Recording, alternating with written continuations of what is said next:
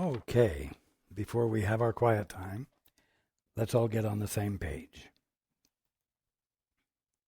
If you're in the Sparkly book, it's page 365, the second full paragraph. If you're in the second edition, it's page 318, paragraph 7. If you're in the first edition, it's page 296, the second full paragraph.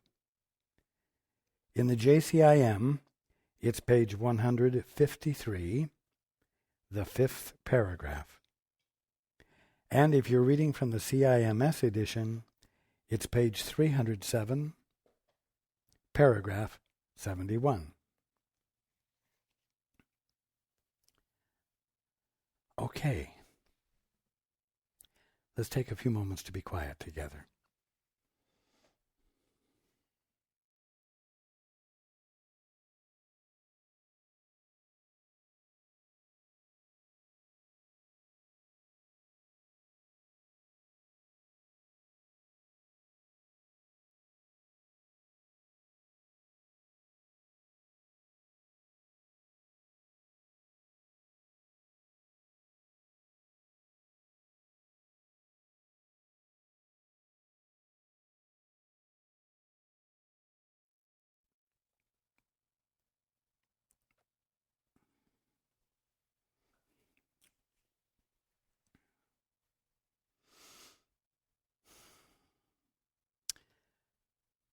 Good evening.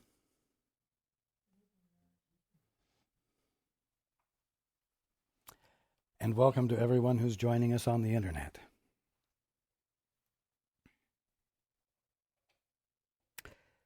Our Father, our Father. That sort of undoes isolation right there, right?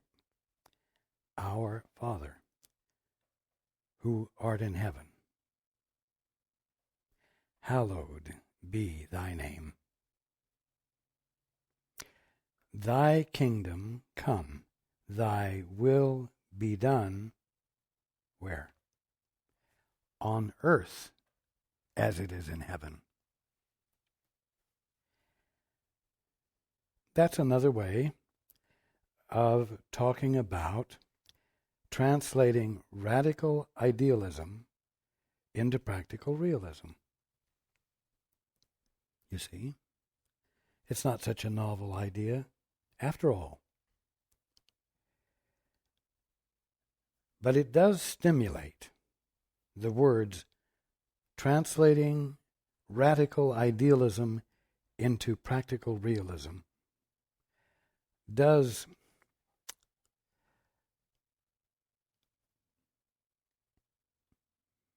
render the meaning more meaningful. It stimulates a higher and greater expectation than the words, thy will be done, on earth as it is in heaven. And it's important for you to have words to use that stimulate you further than you have been stimulated in the past. Now, I know that this last week, some of you did pay attention, not so much to how many times you were open to and conscious of a need for things to be translated from radical idealism to practical realism. And I'm aware that there are those of you who didn't even think about it.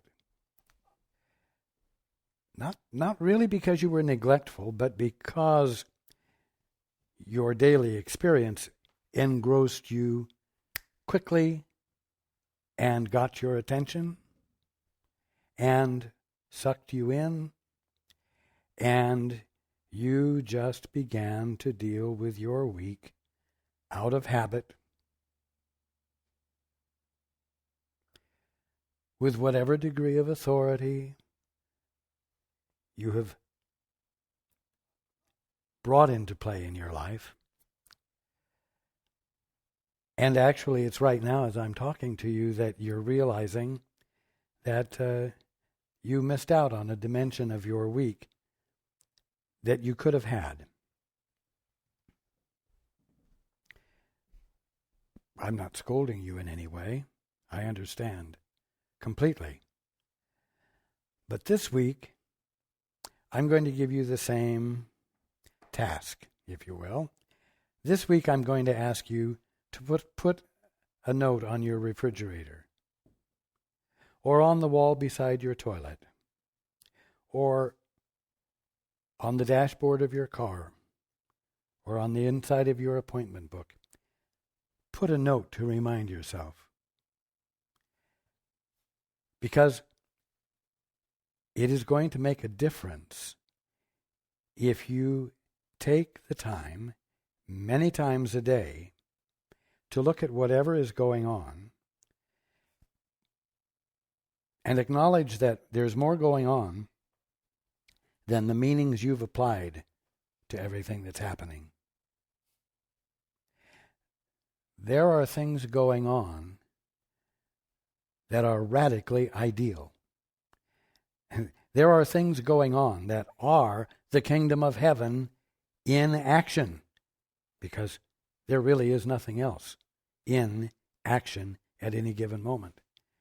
And so there is something radically ideal right there in front of you at any given moment for you to be experiencing clearly, without distortion, without distraction.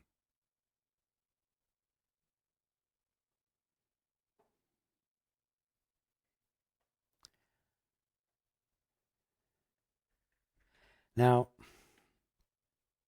guilt and fear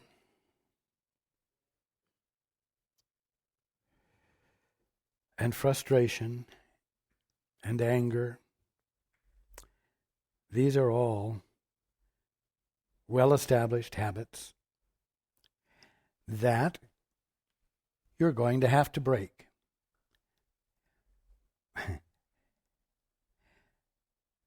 You're going to have to break them because it's time to wake up. It's time not to be ignorant of the truth. It's time to no longer be suffering from ignorance.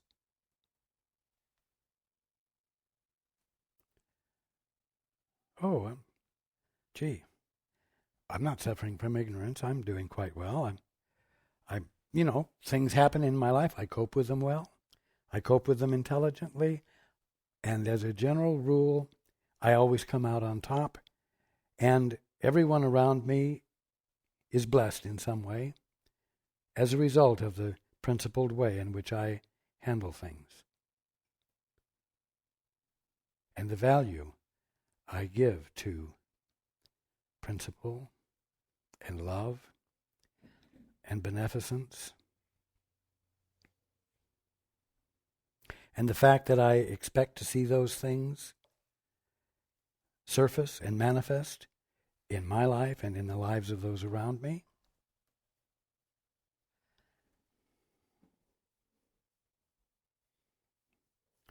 But you know what?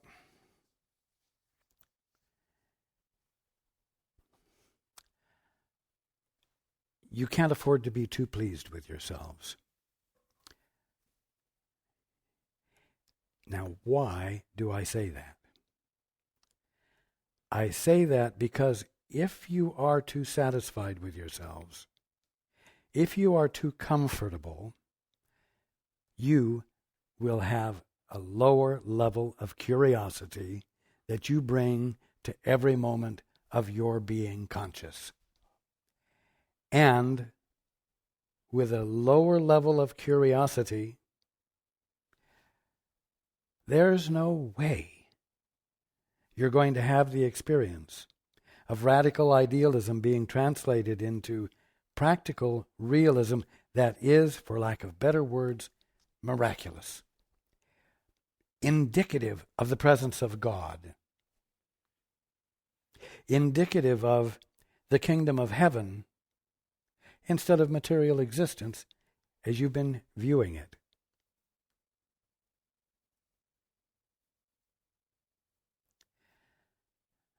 None of you realizes the extent to which that which is less than the best, that which is less than optimal, is valued, and pleasure is gotten from valuing it. For example, ignorance instead of omniscience. Omniscience is to know everything. Ignorance is to not know everything, but what? Instead of not knowing everything and being uncomfortable and insisting upon getting back to your birthright, which is omniscience, what happens? You look at ignorance and you say, this means there is much for me to discover.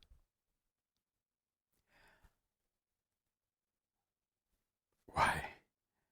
I could discover things that will change life on earth. I could be another Galileo. I could be another Newton. I could be another Einstein.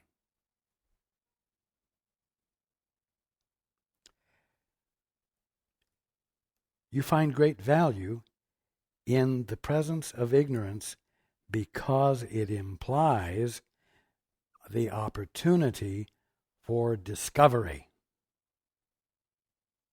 And you value discovery. You value discovery. Why? Because it's exciting to be involved in discovery. It invigorates anyone who's discovering something for the first time, even if it's coming over the crest of a hill and seeing a view that you've never seen before. Besides it being invigorating, if you are the discoverer, you get credit for the discovery. And you might get appreciation. And people might value you for it. And at the bottom line, this contributes to your becoming a real boy or a real girl, you see, as opposed to just an orphan. So, who would really want to experience omniscience if it takes away the excitement of discovery, the satisfaction of being the one that discovered it, the ego satisfaction of being the one who discovered it, and if you're going to lose the admiration of your fellow man, and if you're going to lose the opportunity to have far-reaching benefits to your fellow man, who would give up such valuable stuff in order to be omniscient, in order to know everything and have no questions? You see. In other words, who would really want to be awake?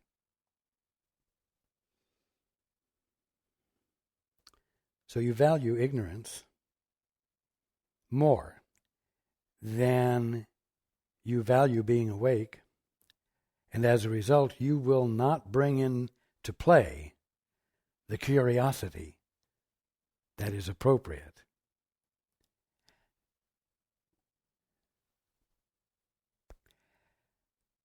You see, things are 180 degrees out of sync. You value things, you value ignorance, you value being in the dark, you value being an orphan because of all the potentials for expansion that it provides you. But I want to bring out something here. If you were to say, "Our Father, who art in heaven," if you would reach out, not just to a God, but your Father,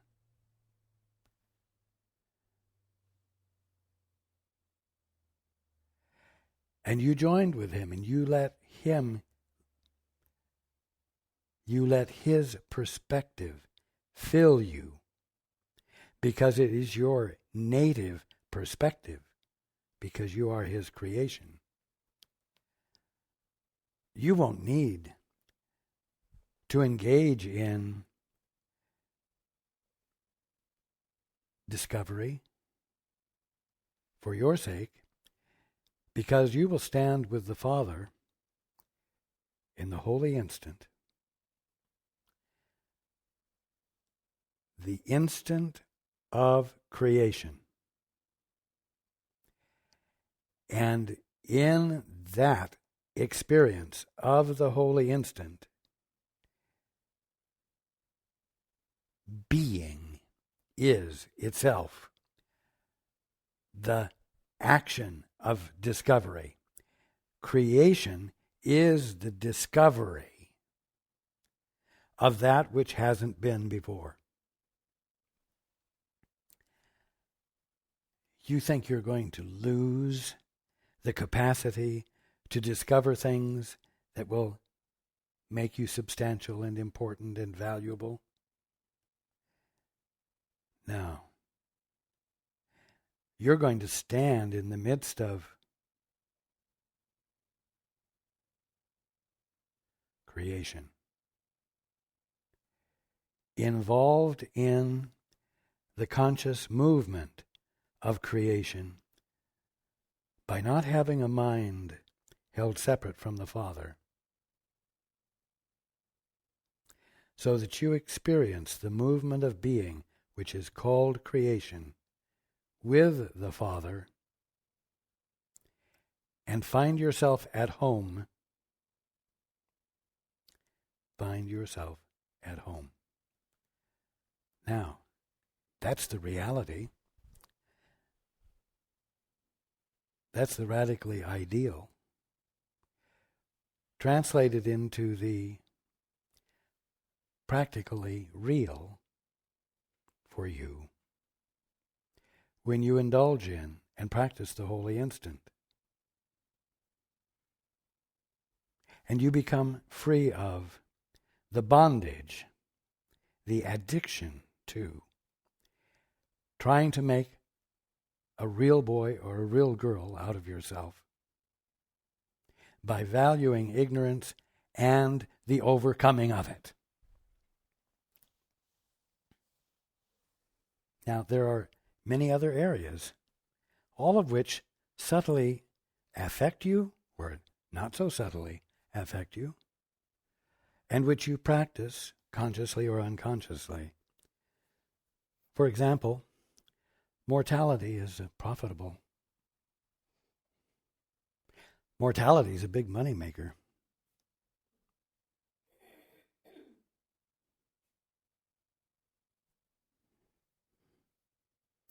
What about life insurance? Strange name for it, when it's death insurance. It guarantees a benefit that you will receive when you die. So you get a benefit. Well, not really. Everyone else you love gets a benefit when you die. But in the meantime, your insurance agent gets a benefit for getting you to buy death insurance. The life insurance companies are benefited, and they become part of the engine of the economy of the country or the world.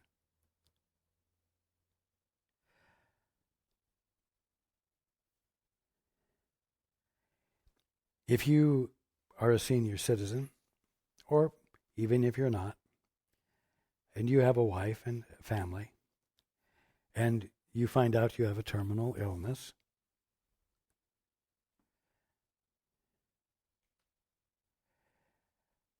And the terminal illness is the result of some sort of abuse that you were the recipient of through employment, let us say. You can sue the company and make money because of your mortality. And, as I've brought out before, in many cases, the trial goes on and on and on. And as long as it goes on, you cannot afford to have a healing, because then you will lose the justification for the benefit.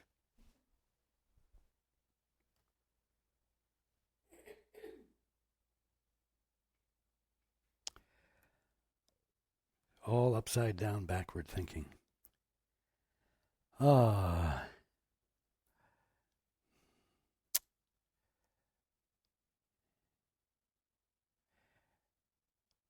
You can even become so sick, as we talked about last week and the week before, demented, confused, that you could come to the conclusion that you're more valuable to your spouse dead than alive.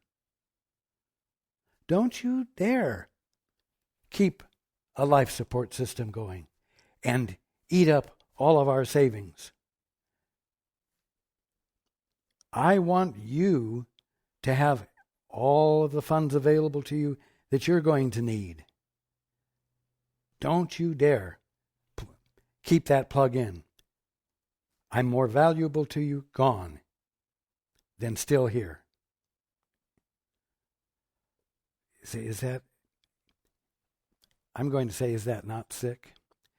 But I know that there are those of you who will hear what I'm saying and know that I'm not comprehending the reality of the situation.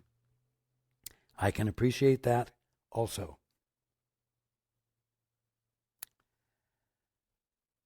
What I'm trying to point out is that you have made accommodations for something you shouldn't be suffering from: mortality.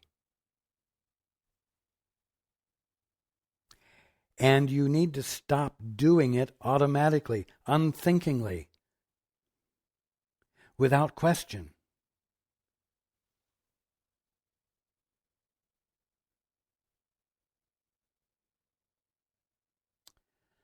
Oh, you hear mothers say to their children or their husbands or wives, you're going to be the death of me yet. You've heard the statement, I think, that to speak to be heard of God, think to be heard of God and speak to be heard of men. You know what? Almost always guilt is used for two reasons. To make someone feel guilty so that you can control them, and to make points, because you are sacrificing on the behalf of someone else. You are doing something that they don't deserve, and therefore you're making points with God. You'll be the death of me yet, which is the curse. Speak to be heard of men. But it's simultaneously, in the mind it says, thank you, God. You'll be the death of me yet, thank God. Because if you're a martyr, you may get to sit at the right hand of God. You may be turned into a saint. You see, it's sick.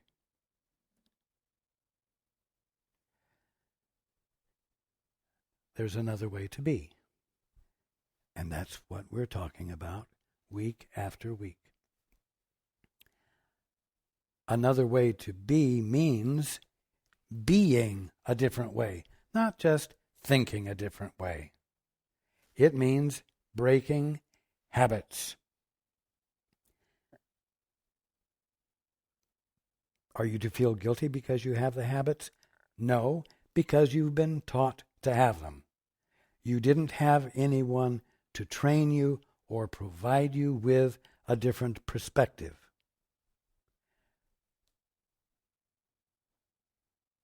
Now, a different perspective is being provided. And in the process, you're finding out that you're doing things that are not practical, that are not helpful, that are sick, that exhibit insanity. But these things aren't shared with you without equal attention being given to the fact that you have an innate, capital S, divine sanity that could never be taken away from you and therefore is still present right where you are, being the activity of consciousness or of conscious being that constitutes existence. You're being told that there is a different perspective that is available to you if you can break the habit of spontaneously and habitually repeating the past.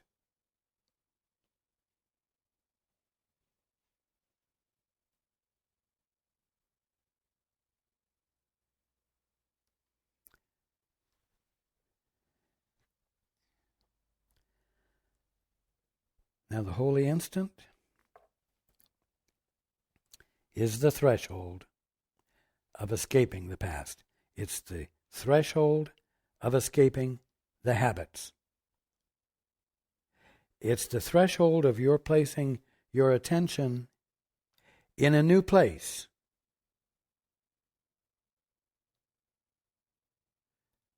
In the Father or Source you didn't think you had. That gives you an identity that you didn't know you had.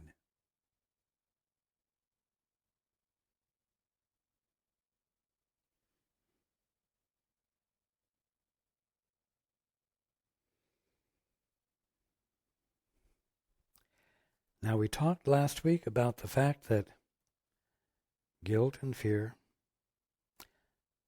ongoingly cause frustration, which ultimately cause you to take action because of the discomfort of it. And the action you take is expression of anger. Again, I need to say that no matter how good your life is going, if you're not awake at this moment, you're still in the realm of anger and its practice, even if it's only very subtle. And that's why I say, don't become too self-satisfied. Because the use of anger must come to a stop, and it won't if there is no conscientious effort made. Now, continuing from where we left off, in these insane relationships, meaning the relationships where anger are used for control and where ignorance and mortality are used to supply meaning to life.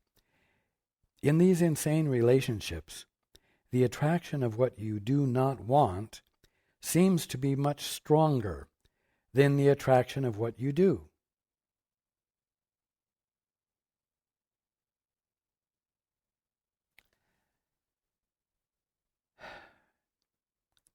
The use of anger for control works.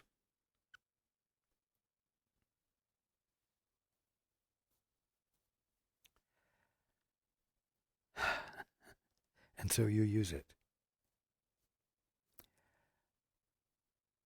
it's attractive to you.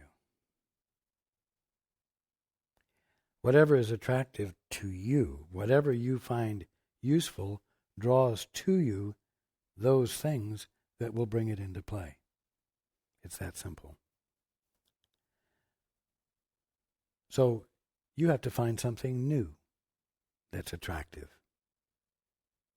Like, what's the truth here?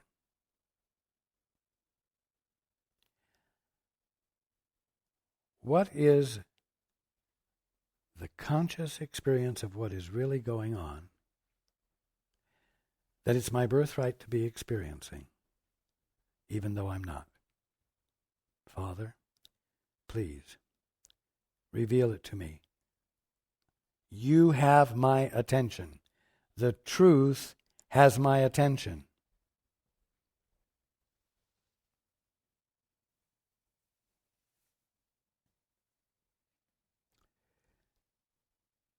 The attraction of what you do not want seems to be much stronger than the attraction of what you do. For each one thinks that he has sacrificed something to the other and hates him for it. Yet this is what he thinks he wants. He is not in love with the other at all. And we're talking about special relationships. Special relationships are usury relationships. They are relationships used to get you what you want. And of course, the other one in the relationship is going to be doing the same thing.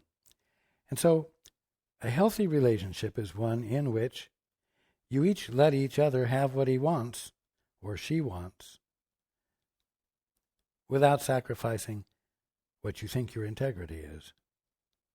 And so it's a game, it's a mutual manipulation. You stroke my back, I'll stroke yours.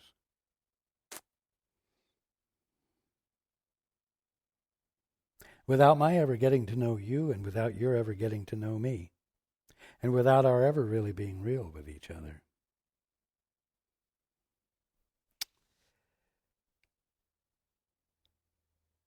He is not in love with the other at all. He merely believes he is in love with sacrifice. My family will be the death of me yet. By God, that one needs that family to be the death of her or the death of him yet, because of the kudos, the gold stars that will be gotten for having endured, you see.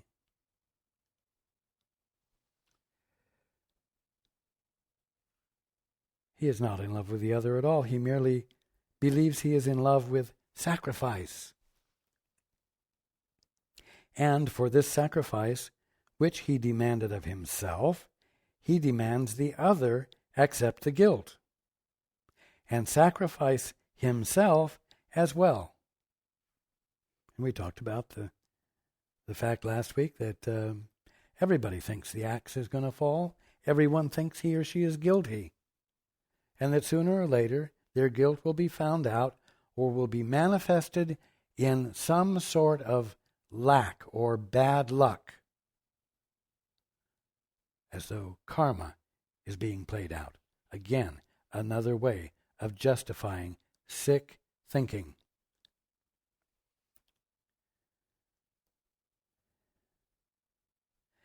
And what happens when you demand of the other that he sacrifice as well?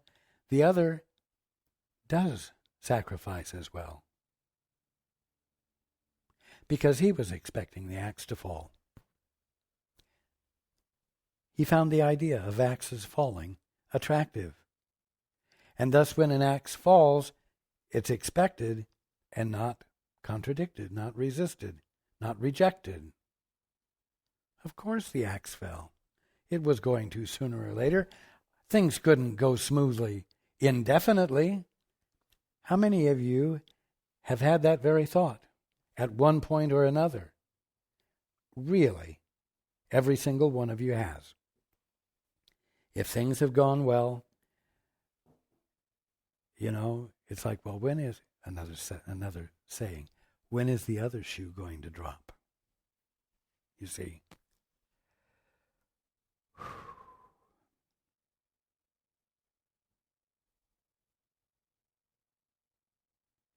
Forgiveness becomes impossible, for the ego believes that to forgive another is to lose him.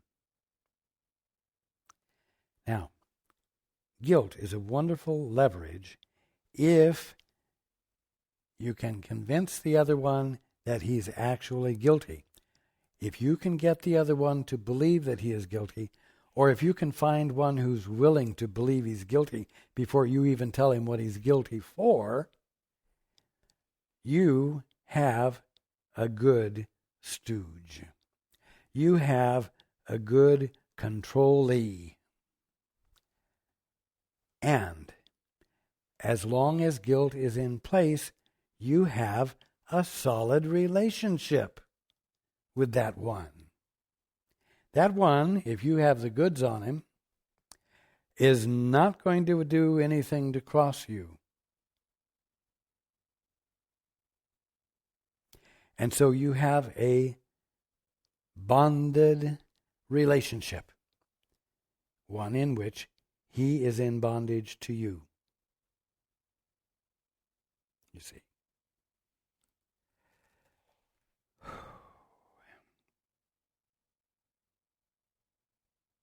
Forgiveness, which would be the opposite of holding one guilty, becomes impossible, for the ego believes that to forgive another is to lose him.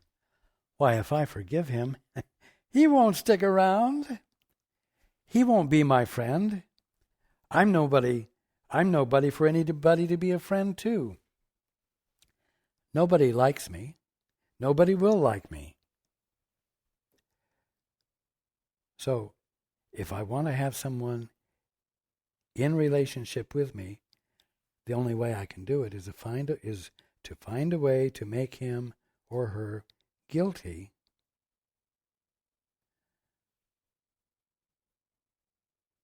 and then convince them that it's their pleasure to pleasure me, to take care of me, to do what I need, in exchange for which I will praise them. But not without holding them to their guilt, you see. Again, forgiveness becomes impossible, for the ego believes that to forgive another is to lose him, for it is only by attack without forgiveness that the ego can ensure the guilt which holds all its relationships together.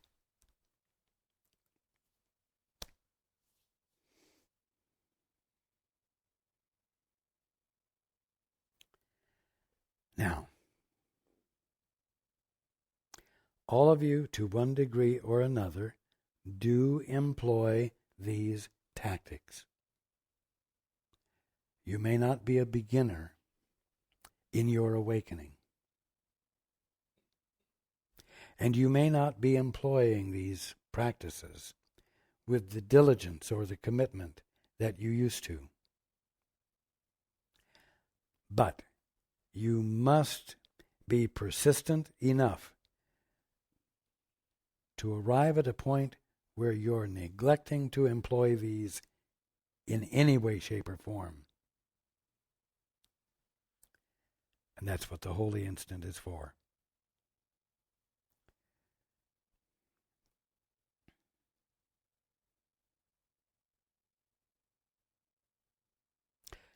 Again, for it is only by attack, without forgiveness, that the ego can ensure the guilt which holds all its relationships together. Yet, they only seem to be together. For relationships to the ego mean only that bodies are together. It is always physical closeness that the ego demands. And it does not object where the mind goes or what it thinks, for this seems unimportant. Remember, we talked about the mind being the place where you can be private where communication doesn't occur, and that the use of bodies is where communication occurs. Again, 180 degrees out of sync.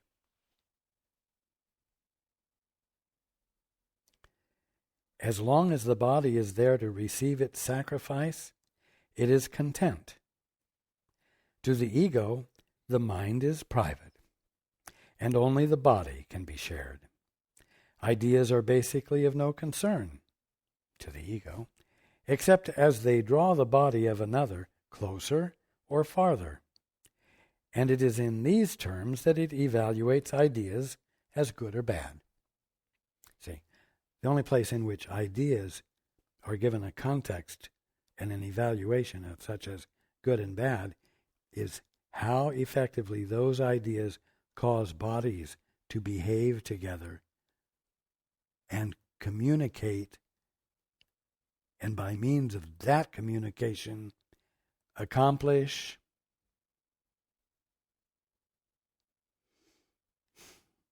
the bondage that's called a loving relationship, a constructive relationship, a good business relationship, etc.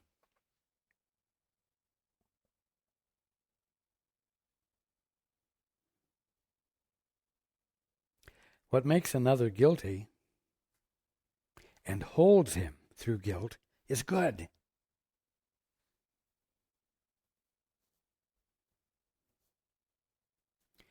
I'm going to ask a straightforward question, and I would like each of you in your mind to give the straightforward answer.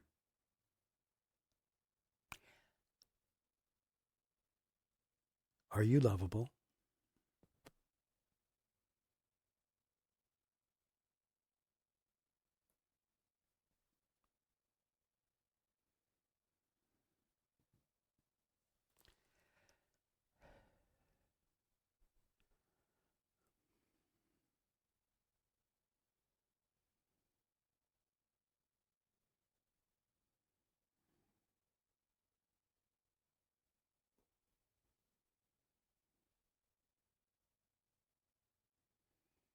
Or do you have to develop and use skills, whether constructive or destructive, to get people to pay attention to you, to be with you, to involve themselves with you?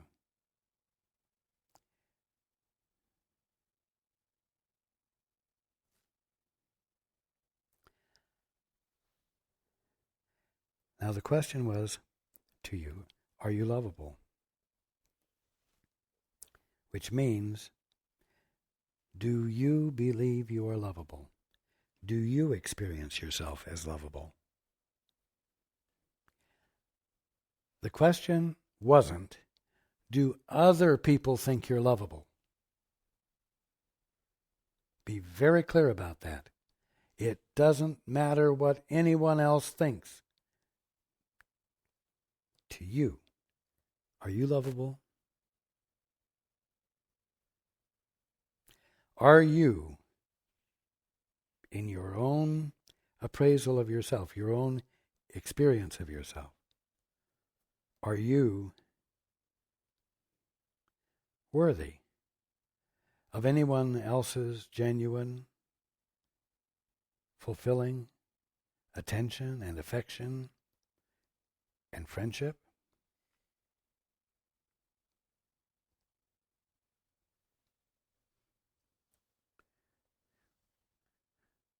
I know sometimes you feel that you are, and sometimes you feel that you aren't. But in all cases, the way you see yourself is going to absolutely govern the way you present yourself and are present with others. And the way you present yourself will elicit responses.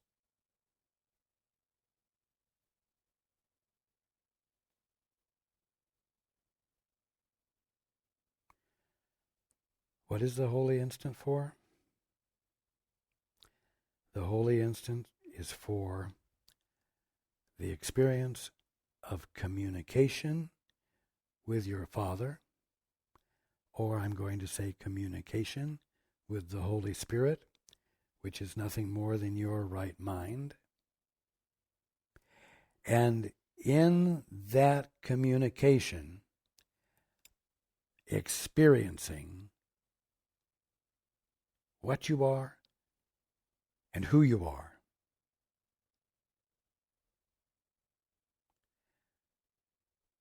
The truth about you. So that you're not confused about you. And you're not publishing your confusion about yourself.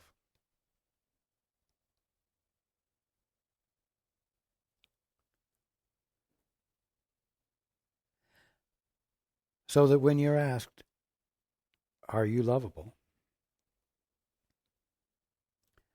There's no question about it. Of course. Except when you say, of course. It's like the universe standing with you, sings in chorus with you. Of course.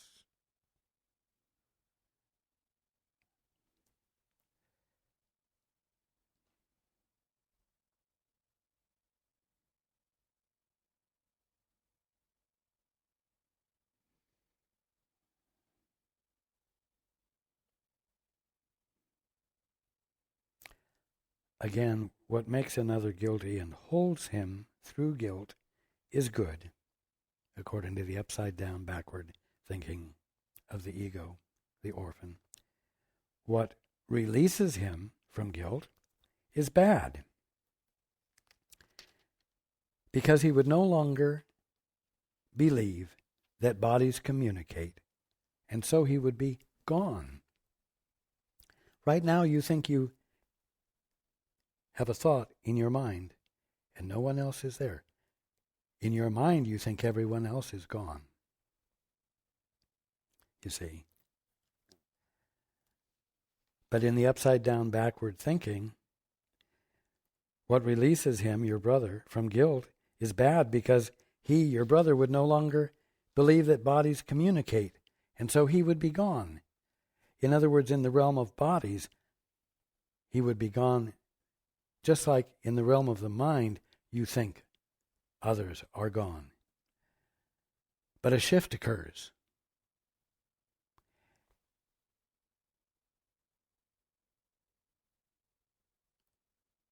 When you stop identifying yourself as a body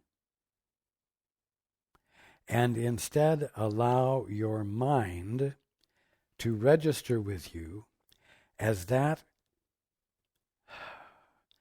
context in which the experience of bodies and all forms is occurring, then the presence of others doesn't seem to be gone, don't seem to be gone. Others don't seem to be gone any longer, and mind no longer seems to be private. You are going to have to arrive at a point where you let your brothers go, where you release them from your control of the presence of their bodies in your experience, so that they will stay there, and so that they will appear to be a wonderful community, family, whatever you want to call it, a social group that validates every member of the group by its groupness.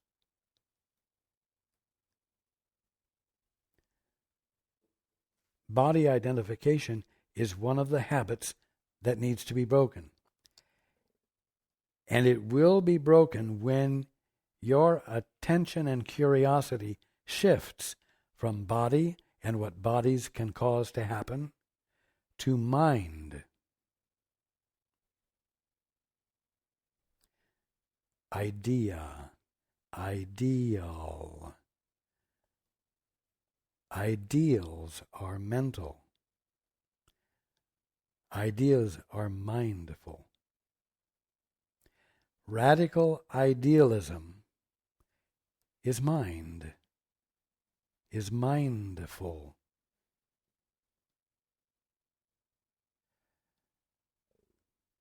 When you shift from body identification to mind identification, you begin to see radical idealism being translated into practical realism, which means your every experience. Now, today, here, you see.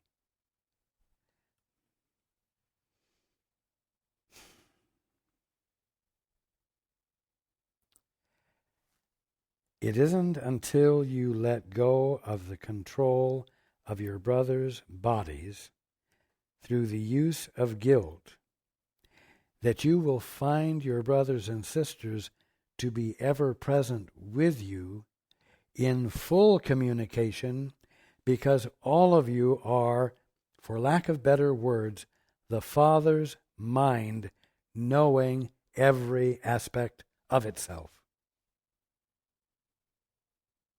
Just as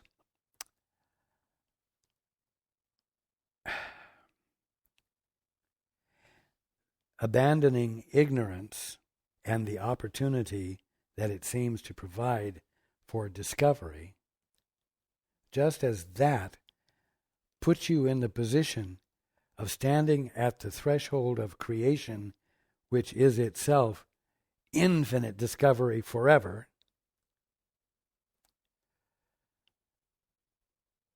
your abandonment of your brother as a body and a thing to control by the use of body,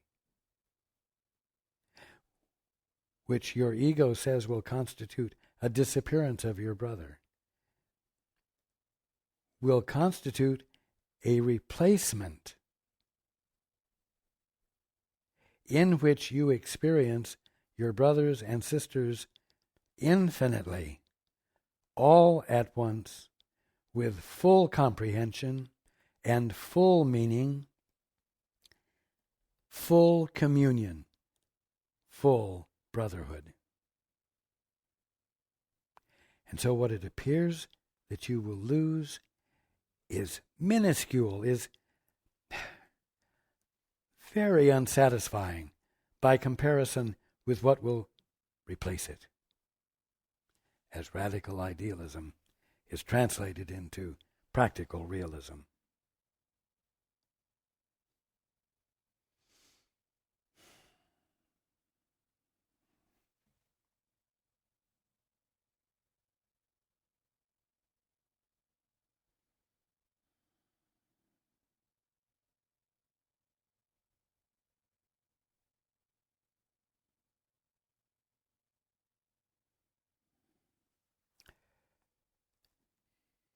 I'm going to end tonight by simply reading the next sentence. It sounds like an indictment in a way. It sounds very negative. But what we've talked about has brought it into focus. I'll talk about it next week. But right now I want you to be willing to sit with it this week. Because you know what? It makes the practice of unintelligence unattractive. And I've shared enough with you for you to know that there is something to replace it. And I want you to be with this so that you can see the unattractiveness and not want it anymore. Suffering and sacrifice are the gifts which the ego, suffering and sacrifice are the gifts with which the ego would bless all unions. And those who are united at its altar accept suffering and sacrifice as the price of union.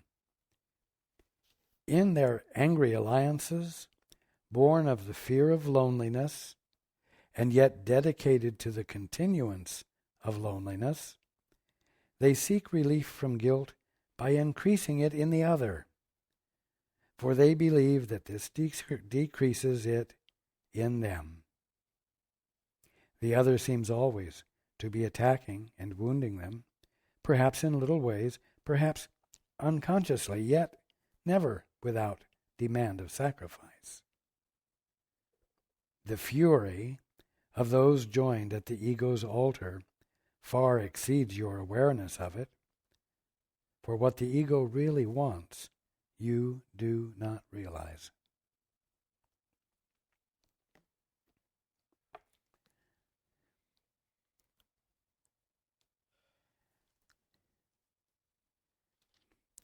We're reading about and considering the holy instant and communication.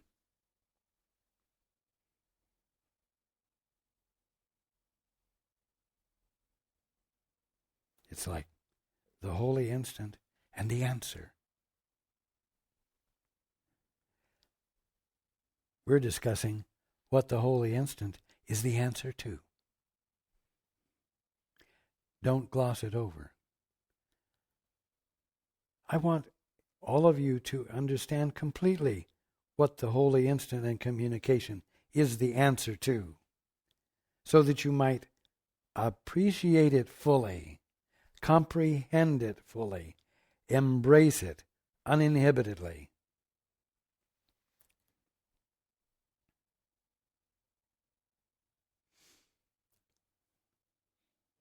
I love you all.